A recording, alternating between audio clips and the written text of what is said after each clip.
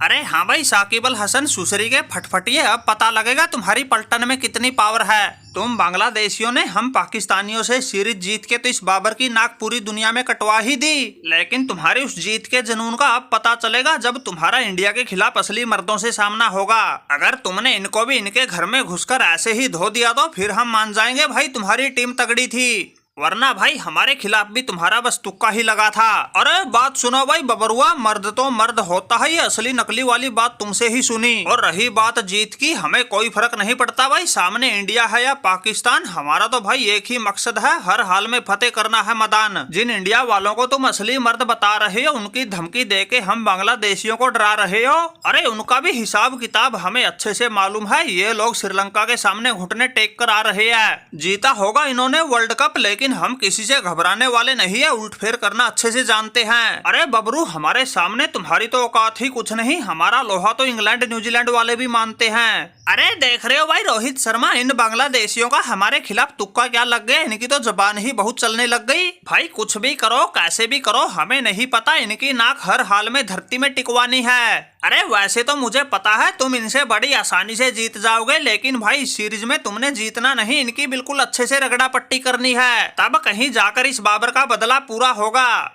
वरना भाई हमारी तो ऐसी बेइज्जती हो चुकी है कहीं मुंह दिखाने लायक ही ना बचे। अरे बाबर भाई, इनकी तो रगड़ा पट्टी हम कर देंगे, लेकिन तुम्हारा बदला किस किस से लें? तुम उल्लू के घोड़े किसी से जीत तो ना रहे, इंडिया से जीतने का तो तुम्हारा कई दशकों पुराना सपना अभी तक अधूरा है ही, तुम तो बांग्लादेश वालों से भी हारने लग गए। बाबर भाई सही बताऊं तो मुझे डर लगने लग गया, कहीं तुम कल को कह दो भाई जिम्बाब्वे वालों से भी हमारा बदला ले लो, वो भी हमारी सुझा के चले गए। माना कि भाई क्रिकेट है, क्रिकेट में हार जीत हो जाती है, लेकिन बाबर भाई तुमसे तो छोटी मोटी टीमों से भी ना जीता जा रहा, ले दे के आगे पीछे बस एक वो बेचारी जिम्बाब्वे की टीम है जिसकी तुम्हारे सामने दाल ना गलती। अगर ऐसे ही चलता रहा तो एक दिन वो भी तड़का लगा जाएंगे। अरे बात सुनो भाई रोहित शर्मा, इन पाकिस्तानियों का पजामा तो फट ही लिया, तुम अब अपनी चिंता करो, कहीं ऐसा ना हो कल को कहो बांग्लादेश को हल्के में लेना भारी पड़ गया। ये मेहंदी हसन मिराज अच्छे से करता है सामने वालों का इलाज, जब अपने वाली पर आता हूँ तो बल्लेबाजी हो या गेंदबाजी हमारा ही चलता है हर जगह राज।